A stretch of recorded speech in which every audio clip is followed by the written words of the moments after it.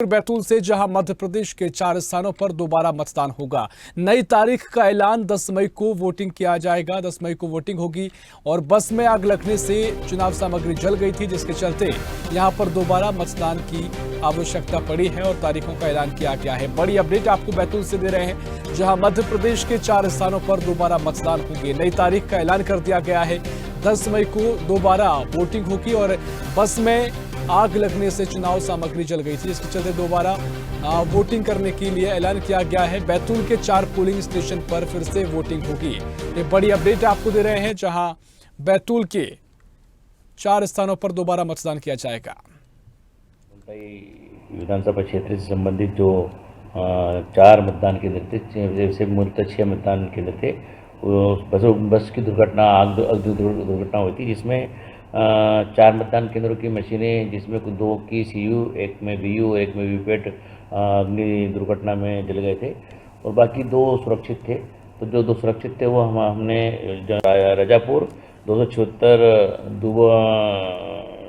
दूदर रैयत, 279 कुंदा रैयत और 280 चिकली माल, इन मतदान केंद्रों के संबंध में हमने इलेक्शन कमीशन से अनुरोध किया था पुनर्मतदान का, जिसपे लोक प्रतिनिधि अधिनियम 1951 के प्रावधानों के तहत माननीय निर्वाचन आयोग ने इन 4 मतदान केंद्रों के लिए पुनर्मतदान का कार्यक्रम घोषित किया है, जिसके अनुसार 10 मई 2024 यानी शुक्रवार को सुबह 7 बजे से लेके 6 बजे तक पुनर्मतदान आयोजित किया जाएगा और पुनर्मतदान के पश्चात दूसरे दिन जो राजनीतिक दलों की उपस्थिति में ऑब्जर्वर सर द्वारा जो स्क्रूटनी किया थी, वो स्क्रूटनी का भी आयोजन किया जाए। तो बैतूल से आपको अपडेट दे रहे हैं और इसी खबर पर और जानकारी लेंगे। बैतूल से हमारे सहयोगी अनिल कजोड़े हमारे साथ और भी जानकारी के लिए फोन लाइन पर जुड़ गए हैं।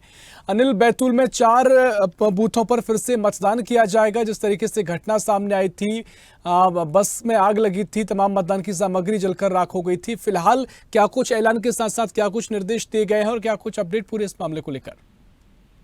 जी ऋषभ जी, बताना चाहूंगा, आज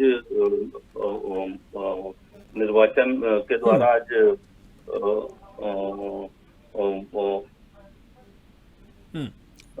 जी ऐलान कर दिया गया है। क्या कुछ आगे की लेकर जो 10 तारीख को लेकर वोटिंग होगी, कौन कौन से वो पोलिंग बूथ है और क्या कुछ निर्देश है, क्या कुछ सामग्री का नुकसान हुआ था और किस तरीके से अब स्थिति आगे दिखाई देगी?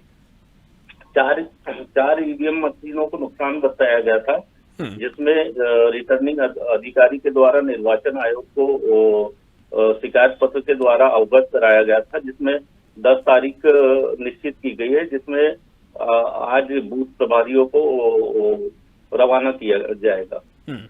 निश्चित तौर पर देखना महत्वपूर्ण भी होगा, लेकिन जिस तरीके से तमाम नुकसान हुआ था, फिलहाल क्या कुछ अधिकारियों का कहना है कि कितनी कुछ व्यवस्था रहेगी, क्या कुछ सुरक्षा व्यवस्था रहेगी और किसी तरह की और अप्रिय घटना ना हो, इसको लेकर भी कुछ बातें कही गई हैं? जी बिल्कुल, मतलब प्रशासन के द्वारा चौतरफा निगरानी रखी जाएगी। निश्चित तौर पर देखना महत्वपूर्ण होगा क्या कुछ व्यवस्था नजर आएंगी और किस तरीके से आगामी समय की तस्वीर होगी। फिलहाल बहुत शुक्रिया आपका तमाम जानकारी साझा करने के लिए।